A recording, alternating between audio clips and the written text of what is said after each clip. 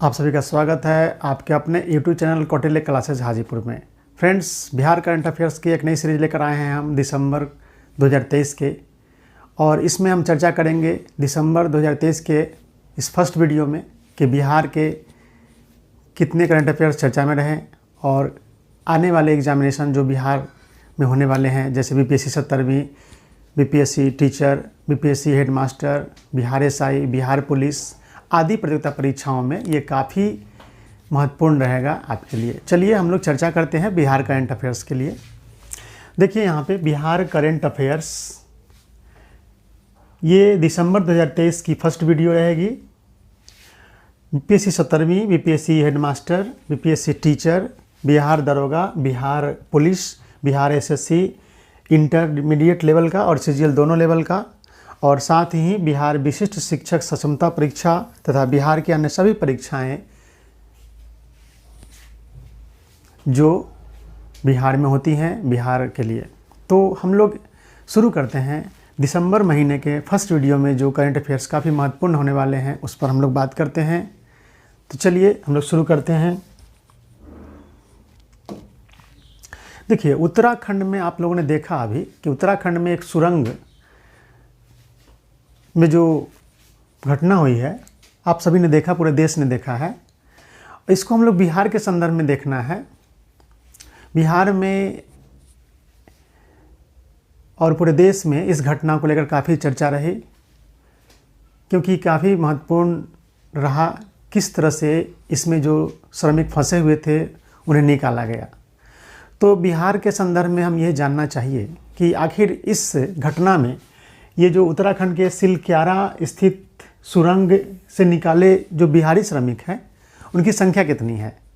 तो सिलक्यारा जो उत्तराखंड में सुरंग है उनसे कुल 41 श्रमिक निकाले गए, उनकी जान बचाई गई, और उस 41 श्रमिकों में बिहार के श्रमिकों की संख्या 5 रही, यानी उससे 5 श्रमिक निकाले गए बिहार के रहने वाले थे। यानी कुल 41 श्रमिक निकाले गए जिसमें बिहार के 5 श्रमिक थे, और इन्हें 12 नवंबर 2023 को ये जो इस सुरंग के एंट्री पॉइंट थे वो ये घटना घटी थी 12 नवंबर 2023 को 5:30 बजे सुबह में, एंट्री पॉइंट से 250 मीटर अंदर में। और 17वें दिन 28 नवंबर को सफलता मिली मजदूरों को बाहर निकालने में। तो ये ध्यान रखना है कि इसमें बिहार के कुल कितने श्रमिक थे। बिहार के कुल 5 श्रमिक थे। कुल कितने श्रमिक निकाले गए? कुल 41 निकाले गए। और बिहार से जो निकाले गए हैं उनमें भोजपुर के 1 हैं, सबा अहमद है, सारण के सोनू कुमार शाह हैं, रोहतास के सुनील कुमार हैं, बांका के वीरेंद्र किस्कू हैं, और मुजफ्फरपुर के दीपक कुमार जी हैं। अब यहाँ पे श्रम संसाधन मंत्री जो हैं हमारे बिहार के, वो सुरेंद्र राम जी हैं। ये ध्यान रखना है, क्योंकि आजकल बिहार के एग्जामिनेशन में बिहार में कौन किस विभाग के मंत्री हैं मंत्रालय के, उनसे ये क्वेश्चन भी पूछा जा रहा है। तो ये ध्यान देने वाली बात है कि बिहार में जो श्रम संसाधन मंत्री हैं वो सुरेंद्र राम जी हैं। और ये सिलक्यारा जो स्थित सुरंग से जो निकाले गए श्रमिक, उनमें बिहार से कुल 5 श्रमिक थे। आप सभी लोग जानते हैं कि इसमें काफ़ी मशीन लगाया गया था, लेकिन अंत में दिल्ली में जो एक रैट माइनर्स लोगों की टीम है उन्हें यह सफलता मिली है इन्हें जान बचाने का, इन लोगों को बाहर निकालने का। तो ये रैट माइनर्स कौन है? ये काफ़ी चर्चा में है आजकल। रैट माइनर्स क्या है? तो पहाड़ को, बड़े बड़े पहाड़ को चूहों की तरह खोदने का काम ये टीम करती है, रैट माइनर्स। ये काफ़ी चर्चा में अभी है ये टीम। इसी टीम को लगाया गया था जब सारे मशीनरी फेल हो चुके थे, तो इसी रैट माइनर्स की टीम ने सफलता प्राप्त की इन्हें निकालने में। तो ये ध्यान रखना है। ये फर्स्ट न्यूज़ था। दूसरा जो न्यूज़ है, बिहार में 75% आरक्षण पर रोक से हाई कोर्ट का इनकार। आप सभी लोग जानते हैं कि बिहार एक ऐसा राज्य है जहाँ पे जाति गणना हुआ, और जाति गणना के जो आंकड़े रिपोर्ट हुए वो प्रकाशित भी हुए। मैंने इस पे वीडियो पिछले करंट अफेयर्स में इसकी चर्चा भी की है कि बिहार में जो जाति गणना हुआ उसकी रिपोर्ट प्रकाशित हुआ। प्रकाशित होने के बाद उसे विधानमंडल के दोनों सदनों से पारित भी किया गया, और पारित करने के बाद राज्यपाल की सहमति भी मिली और वह कानून का रूप ले चुका है और इससे लागू भी कर दिया गया है, यानी सरकारी गजट में प्रकाशित भी किया जा चुका है। उसी से संबंधित एक न्यूज़ है कि बिहार में 75% आरक्षण जो बिहार सरकार ने दिया है, उस आरक्षण के खिलाफ कई याचिकाएं पटना हाईकोर्ट में दायर की गई है और इसकी सुनवाई हुई थी 1 दिसंबर को। और इसकी सुनवाई में क्या हुआ वो जानना हमारे लिए खबर है। तो इसकी सुनवाई में हाई कोर्ट ने इस आरक्षण कानून पर रोक लगाने से साफ इनकार कर दिया, लेकिन हाँ, बिहार सरकार को टाइम दिया गया है कि 12 जनवरी तक आप इस पर अपना हलफनामा दीजिए कि आपने किस स्थिति में और किस आधार पर आरक्षण का जो दायरा है वो 75% तक बढ़ाया है। लेकिन जो याचिकाकर्ता के वकील थे उन्होंने कोर्ट से आग्रह किया कि इससे रोक लगा दिया जाए इस आरक्षण पर, लेकिन पटना हाई कोर्ट ने रोक लगाने से साफ इनकार कर दिया और बिहार सरकार को 12 जनवरी तक का समय दिया गया है हलफनामा दायर करने का और 12 जनवरी को फिर इसकी अगली सुनवाई होने वाली है। तो फ्रेंड्स, ये देख सकते हैं, इससे जो न्यूज़ आ सकता है एग्जामिनेशन में, सरकार से नए आरक्षण प्रावधानों पर हलफनामा मांगा हाईकोर्ट ने और बिहार में 75% आरक्षण पर रोक से हाईकोर्ट का इनकार। सुनवाई हुई थी 1 दिसंबर को और उसमें जो खंडपीठ थे, जो सुनवाई करने वाले जजों की जो खंडपीठ थी 2 सदस्यीय, वो चीफ जस्टिस के विनोद चंद्रन नायर जी थे और न्यायमूर्ति संजीव रॉय जी थे। तो ये दो जज थे खंडपीठ में जो शामिल थे, 2 जज, चीफ जस्टिस के विनोद चंद्रन नायर और एवं न्यायमूर्ति संजीव रॉय। इन दोनों न्यायाधीशों की खंडपीठ ने 75% आरक्षण को और आरक्षण पर रोक लगाने से साफ इनकार कर दिया। ये घटनाक्रम देख सकते हैं। 9 नवंबर 2023 को विधानमंडल के दोनों सदनों द्वारा पारित हुआ था ये कानून। 18 नवंबर 2023 को राज्यपाल की सहमति प्राप्त हुई और 21 नवंबर 2023 को बिहार गजट में इस नए आरक्षण कानून को प्रकाशित किया गया। आवेदक का तर्क क्या है? आवेदक के वकील का तर्क है कि ये जो आरक्षण दिया गया है वो कहीं से उचित नहीं है, क्योंकि संविधान में कहा गया है सामाजिक और शैक्षणिक रूप से पिछड़े वर्गों को आरक्षण देने का, तो फिर जाति के आधार पर आरक्षण क्यों दिया गया है, ये तर्क रहा है।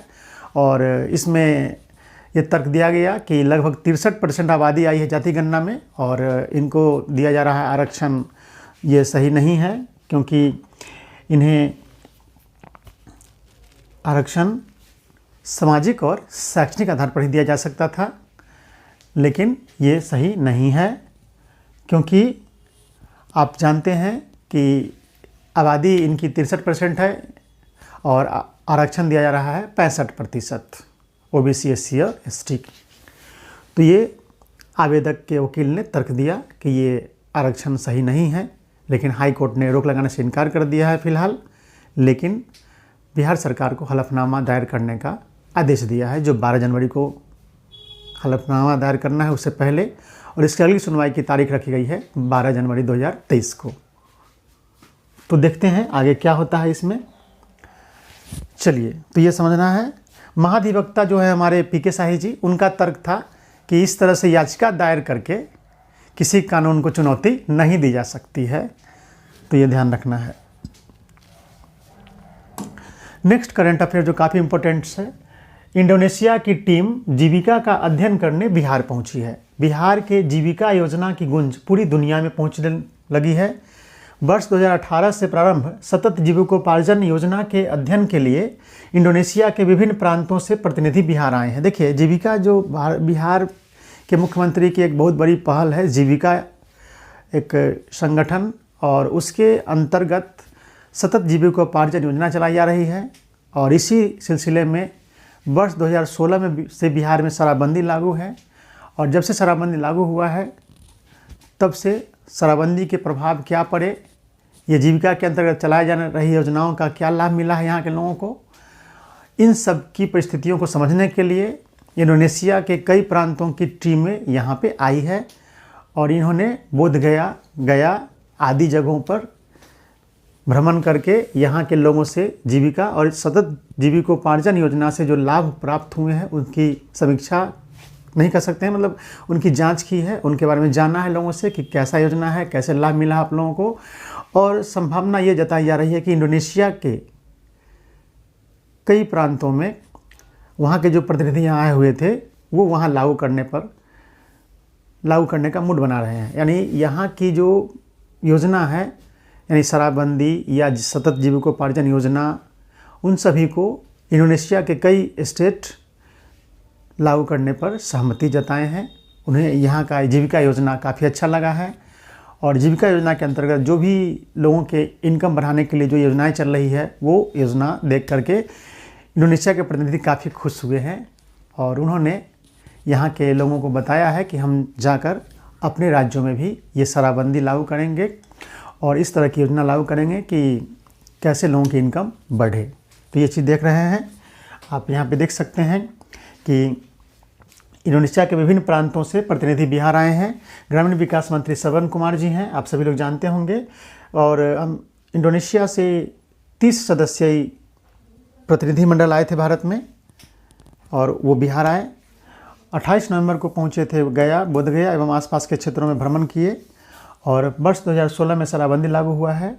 श्रम विभाग के प्रधान सचिव हैं डॉक्टर एन श्रवण कुमार और जीविका के CEO हैं राहुल कुमार जी और ग्रामीण विकास मंत्री हैं श्रवण कुमार जी। तो ये आप ध्यान रखेंगे क्योंकि अगले एग्जामिनेशन में क्वेश्चन पूछा जा सकता है कि जीविका का अध्ययन करने के लिए किस देश के प्रतिनिधिमंडल बिहार आए थे और ये प्रतिनिधिमंडल बिहार में आकर के शराबबंदी के प्रभावों और समाज पर उसका क्या प्रभाव पड़ा है, शराबबंदी का सरकार द्वारा की जा रही ठोस कार्रवाई के संबंध में विचार विमर्श करने के लिए वो लोग आए थे यहाँ पे। तो चलिए, काफ़ी महत्वपूर्ण था। जीविका योजना क्या है, ये जीविका क्या है, कमेंट बॉक्स में आप लोग लिख सकते हैं इसका फुल फॉर्म और ये क्या किस काम के लिए ये संस्था बनाई गई है। अगला न्यूज़ है बिहार में NH, बिहार में नेशनल हाईवे पर एक न्यूज़ काफ़ी चर्चा में रहा 1 दिसंबर को। क्या रहा चर्चा में वो जानते हैं हम लोग। जानना यही है कि बिहार में धीरे धीरे पूरे देश में जो NH है उसके मामले में बिहार काफ़ी पिछड़ता जा रहा है। 2005 में देश के कुल NH में बिहार का प्रतिशत था, देख सकते हैं 5.4% था। यानी कि 2005 में देश के कुल NH में बिहार की भागीदारी 5.4% थी और हाल में जो प्रकाशित हुआ है रिपोर्ट 2023 में, अब क्या स्थिति है तो 2023 में बिहार में कुल जो NH पूरे देश का है उसके मात्र 4.0% अब बिहार में NH हैं। यानी देश के कुल NH का 4.04% NH की लंबाई ही बिहार में है, जबकि 2005 में देश के कुल NH का 5.4% था। यानी कहने का मतलब कि पूरे देश में जब नेशनल हाईवे का जाल बिछ रहा है, सभी राज्यों में इसका विस्तार हो रहा है, तो बिहार में उतना विस्तार नहीं हो रहा है जितना अन्य राज्यों में हो रहा है। क्योंकि ये न्यूज़ खबर में आया है कि 76,000 करोड़ की जो सड़क परियोजनाएं हैं राष्ट्रीय राजमार्ग की बिहार में बनने वाली, वो परियोजनाएं कुल 14 परियोजनाएं हैं और उसकी कीमत है 76,000 करोड़ रुपया, जो केंद्र के पास अटकी हुई है। केंद्र उसे मंजूरी नहीं दे रही है और उसका खामियाजा बिहार को भुगतना पड़ रहा है, जैसा न्यूज़ में चर्चा में आया है। अब क्या मैटर है ये तो देखना होगा। देखिए, देश में कुल NH की लंबाई है 1,32,499 किलोमीटर और पूरे देश में सबसे जो बड़ा नेटवर्क है रेलवे का, ये नेशनल हाईवे का, वो यूपी में है। कहाँ पर है? यूपी में। यानी देश में कोई पूछे आपसे, एग्जाम से पूछता है कि देश में, पूरे देश में NH की कुल लंबाई कितनी है, तो 1,32,499 किलोमीटर, जिसमें सबसे अधिक कहाँ है? यूपी में है। आपको लगभग 12,000 किलोमीटर सिर्फ यूपी में ही है। बिहार में NH की कुल लंबाई है 5358 किलोमीटर। बिहार में ध्यान रखना है, बिहार में वर्तमान में देश के कुल NH का जो 1,32,499 किलोमीटर है, उसमें बिहार में लंबाई कितनी NH की, तो 5,358 किलोमीटर है। और पूरे देश के कुल NH का 4.04% अभी वर्तमान में है। अब देश में कुल NH की संख्या कितनी है, 499 है। और सबसे लंबा NH है NH44। सबसे लंबा NH कौन है, NH44, जो श्रीनगर से कन्याकुमारी को जाती है। ठीक है, ये ध्यान देना है। लगभग 4,000 किलोमीटर, 3700 कुछ किलोमीटर लंबाई है इसका NH44 का। समझ सकते हैं जो श्रीनगर सबसे उत्तरी इलाका भारत का जो उत्तरी राज्य है, जम्मू कश्मीर से सबसे लास्ट में तमिलनाडु के कन्याकुमारी तक इसकी लंबाई है NH44 की। लगभग 3700-3800 किलोमीटर इसकी लंबाई है NH44 की। और सबसे छोटा NH है, मान जानते हैं कितना का, मात्र 5 किलोमीटर का। भारत का सबसे छोटा NH है मात्र 5 किलोमीटर का, और वह मौजूद है महाराष्ट्र और कर्नाटक को जोड़ने वाला एक NH है, नवी मुंबई से कलम्बोली तक, और उसकी लंबाई है मात्र 5 किलोमीटर। तो ये 5 किलोमीटर NH भी है, और लगभग 4,000 किलोमीटर की लंबाई में भी NH है, जो जम्मू कश्मीर से तमिलनाडु तक जाती है, श्रीनगर से कन्याकुमारी तक जाती है। तो ये मेन मकसद था इस न्यूज़ का, कि बहुत महत्वपूर्ण न्यूज़ है कि आगामी एग्जामिनेशन पूछ सकता है कि देश में कुल NH की लंबाई कितनी है। तो मैंने बताया 1,32,499 किलोमीटर। मैंने ये भी बताया आप सभी लोगों को कि बिहार में देश के कुल NH की लंबाई का जो प्रतिशत है वो 4.04% है, जबकि 2005 में देश के कुल NH की लंबाई थी 5.4%। और क्यों इसकी लंबाई घट गई पूरे देश की तुलना में, तो देश के अन्य राज्यों में इसका काफ़ी विस्तार हो रहा है, उस गति से बिहार में NH का विस्तार नहीं हो रहा है। और ये खबर काफ़ी चर्चा में है कि बिहार के NH की कुल 14 परियोजनाएं, जिनकी कीमत है 76,000 करोड़ रुपए, ये केंद्र के पास अटकी हुई है। सड़क परिवहन और राजमार्ग मंत्रालय के मंत्री हैं श्री नितिन गडकरी जी। तो हम उनसे ये आग्रह करते हैं कि इस क्या परेशानियां हैं, क्या दिक्कत है, चूँकि बिहार देश का एक महत्वपूर्ण राज्य है, और बिहार विकसित होगा तो देश विकसित होगा। अतः नितिन गडकरी जी इन चीज़ों को देखते होंगे ज़रूर, और ज़रूर ये परियोजनाएँ चालू होंगी बहुत जल्द ही, उम्मीद करते हैं हम लोग बिहारी बहुत जल्द। चलिए नेक्स्ट, 5वां न्यूज़ क्या है, वो काफ़ी इम्पोर्टेंट है। चूँकि देश में पहला इस तरह का संस्थान खुला है बिहार में। क्या संस्थान खुला है वो जानते हैं। सबौर में बनेगा। सबौर कहाँ पे है, भागलपुर में है। आप सभी लोग सबौर का नाम जानते होंगे, तो वहाँ पे कृषि महाविद्यालय है, विश्वविद्यालय का दर्जा भी मिल चुका है, तो उसको देख सकते हैं। सबौर में बनेगा द्वितीयक कृषि महाविद्यालय, जो देश का ही, बिहार का ही नहीं पूरे देश का पहला विश्वविद्यालय होगा, पहला महाविद्यालय होगा। ठीक है, कॉलेज।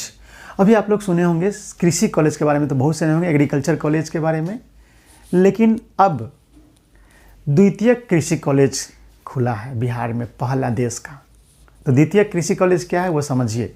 कृषि कॉलेज तो आप जानते हैं, कृषि कॉलेज में क्या है, किसी भी फसल के उत्पादन बढ़ाने पर या किसी नई फसल पर रिसर्च किया जाता है, इसे कहते हैं कृषि कॉलेज। लेकिन द्वितीय कृषि का मतलब क्या होता है वो समझिए। द्वितीय कृषि क्या होता है, कृषि की प्राथमिक उपज का उपयोग करना, स्थानीय जनशक्ति और कौशल का उपयोग करके किसी भी प्रक्रिया द्वारा इसमें मूल्य जोड़ता है, जिसमें कृषि, बागवानी, डेयरी, पशु उत्पादों के प्रसंस्करण के माध्यम से किसानों को और अधिक रिटर्न मिलता है। इसको अब ऐसे समझिए आसान भाषा में। द्वितीय कृषि का मतलब होता है कि एक ही फसल से कई सारे उत्पाद बनाए जाए। जैसे मान लिया जाए मखाना है, तो मखाना है, या मान लिया जाए कोई भी चीज़ है, तो उसका अभी तक अगर एक ही उपयोग हो रहा है, जैसे मान लिया जाए चावल है, धान की फसल है, तो धान का फसल लोग चावल बना के खाते हैं। लेकिन अगर उसी धान के फसल से कुछ और नए उत्पाद बना दिया जाए और उसे बाज़ारों में बेचा जाए, तो इसे कहते हैं द्वितीय कृषि। अगर इस चीज़ पर रिसर्च किया जाए कि धान की फसल से और कौन सा उत्पाद तैयार किया जा सकता है, तो इसी को कहते हैं द्वितीय कृषि। क्योंकि धान से लोग खाने में तो चावल का यूज़ कर लेते हैं, लेकिन अब इससे आगे बढ़ने की ज़रूरत है। सिर्फ खाने से काम नहीं चलेगा, बल्कि इसे कुछ बना करके इसका उत्पाद अन्य जगहों पर बेचा जाए देश विदेश में, और इससे कमाई को बढ़ाया जाए, यानी कृषि आय को बढ़ाया जाए। क्योंकि देश की लगभग 50% आबादी कृषि कार्य में लगी हुई है, लेकिन अभी तक कृषि में जो लगे लोग हैं उनकी इनकम बहुत कम है। माननीय प्रधानमंत्री नरेंद्र मोदी जी का अभियान भी था कृषि आय को दोगुना करने का लक्ष्य, लेकिन काफ़ी परेशानी हो रही है इस लक्ष्य को पूरा करने में। और कृषि आय को दोगुना करने का जो लक्ष्य रखा गया है उस पर काम करने के लिए, सिफारिश करने के लिए अशोक दलवई की अध्यक्षता में कमेटी गठित की गई है। और अशोक दलवई साहब ने ही ये अपना वक्तव्य दिया है, अपना सलाह दिया है कि कृषि सिर्फ खाने और चारा के लिए मत कीजिए। मतलब अभी तक क्या है कृषि कि लोग खाने के लिए उपजाते हैं धान गेहूँ, लेकिन उनका कहना है, और फिर उसी से चारा, गाय वगैरह को चारा खिलाते हैं। तो यही लोग समझता है कि कृषि में क्या है, खाने योग्य उत्पादन और पशुओं को चारा खिलाना है। लेकिन उनका कहना है कि नहीं, इससे आगे बढ़ने की ज़रूरत है। सिर्फ चारा और खाना खाने से काम नहीं चलेगा, देश का विकास नहीं होने वाला है। इसलिए उन्होंने जोर दिया है कि कृषि को मोड़ना है द्वितीय कृषि के तरफ, यानी एक ही फसल के कई सारे उत्पाद तैयार किए जाएं, और इस पर रिसर्च करने की आवश्यकता है, और इस तरह के चीज़ों को पढ़ाई की ज़रूरत है राज्य में या देश में। तो वही उन्होंने, अशोक दलवई जी ने जो कमेंट किया था, उन्होंने बताया था एक कमेटी के अध्यक्ष होने के नाते, तो उन्हीं के बात को ध्यान में रख करके बिहार में काम किया जा रहा है। और बिहार में जो मुख्यमंत्री के सलाहकार हैं, कृषि सलाहकार, वो मंगला राय जी हैं। तो मंगला राय जी कृषि के क्षेत्र में बिहार में काफ़ी अच्छा काम कर रहे हैं, जो माननीय मुख्यमंत्री श्री नीतीश कुमार जी के कृषि सलाहकार हैं। तो उनको दोनों, यानी अशोक दलवई के जो विचार आए थे कि कृषि को सिर्फ खाने और चारा के लिए नहीं किया जाए, बल्कि कृषि में जो उत्पाद होते हैं, यानी जो फसलें होती है, उनसे कई सारे उत्पाद तैयार किया जाए। इसके लिए, इसी पर काम करने के लिए नीतीश कुमार जी जाने जाते हैं। क्योंकि नीतीश कुमार जी को कोई भी चीज़ें अगर राज्य के लिए लगता है कि किसी संस्थान की स्थापना करने से आगे बढ़ा जा सकता है बिहार, तो वो करते हैं। और इसलिए सबौर में बनेगा द्वितीय कृषि महाविद्यालय। समझ में आ गया? यानी कहने का मतलब किसी एक ही फसल के कई सारे उत्पाद कैसे तैयार हो सकते हैं, उस पर रिसर्च करने के लिए, उसकी पढ़ाई, उससे संबंधित कोर्सेज की पढ़ाई के लिए ये कॉलेज की स्थापना की गई है सबौर में, भागलपुर में। कृषि उत्पादों के मौद्रीकरण, देख रहे हैं ना, कृषि उत्पाद मतलब कृषि में जो भी मान लिया जाए कि केला है, तो केला का उपयोग तो सब लोग जानते हैं, उससे कुछ नया चीज़ बनाया जाए, तो वही मौद्रीकरण कर कृषि को उद्यम में परिवर्तित करने का, नहीं इंटरप्राइजेज में, यानी एक बढ़िया एक उद्योग का दर्जा देने के लिए कोई कृषिगत गतिविधियां जो खरीफ, रबी और जायद के मौसम से अलग की जाती है। साथ में एक प्रयास किया जाता है कि सामान्य में खरीफ, रबी और जायद में जो फसल उपजाया जाता है, उसके अलावा भी अन्य चीज़ों का उत्पादन किया जाए, ताकि कृषि को आगे बढ़ाया जाए। आप देख सकते हैं, देखिए चर्चा में क्यों है द्वितीय कृषि, वही मैंने बताया कि कृषक आय को, यानी किसानों की आय को दोगुना करने के संदर्भ में निर्मित, यानी गठित जो समिति के अध्यक्ष अशोक दलवई जी ने कहा है कि कृषि को भोजन और चारा उपलब्ध कराने वाले क्षेत्र के स्थान पर रोजगार और बेहतर आय वाले क्षेत्र में परिवर्तित करना होगा, क्योंकि अब कृषि की मांग में व्यापक वृद्धि हो रही है। ये उनका कहना है। यानी साफ साफ उन्होंने कहा है कि कृषि को अब सिर्फ भोजन और चारा प्रदान करने वाला क्षेत्र नहीं माना जाए, यानी कृषि को भोजन और चारा उपलब्ध कराने वाले क्षेत्र के स्थान पर रोजगार और बेहतर आय वाले क्षेत्र में परिवर्तित करना होगा, क्योंकि अब कृषि की मांग में व्यापक वृद्धि हो रही है। उनका साफ साफ कहना है कि कृषि को सिर्फ भोजन और चारा तक सीमित नहीं रखा जाए, इसके फसलों को कई विविध उत्पादों में परिवर्तित किया जाए और मुद्रा प्राप्त किया जाए, इससे इनकम को बढ़ाया जाए किसानों की, और इससे किसानों की आय को दुगना करने में काफ़ी मदद मिलेगी द्वितीय कृषि को बढ़ावा दे करके। अब देखिए यहाँ पे मखाना और अन्य फसलों के मूल्य संवर्धन के लिए BAU सबौर में द्वितीय कृषि महाविद्यालय बनेगा।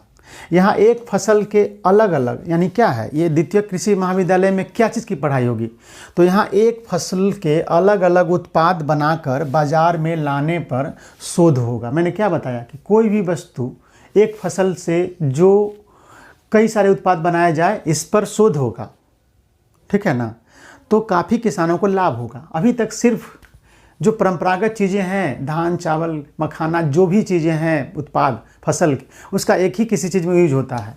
लेकिन अगर एक ही फसल से कई चीज़ें बना ली जाएँ तो उनसे विकल्प मिलेगा किसानों को ढेर सारे पैसे कमाने का, और किसानों की स्थिति भी काफ़ी अच्छी होगी, और किसानों की जो स्थिति खराब है उससे उभरने को मौका मिलेगा। और जब किसान हमारे सुखी हो जाएंगे तो देश हमारा काफ़ी विकास करेगा और विकसित भारत का सपना पूरा होगा।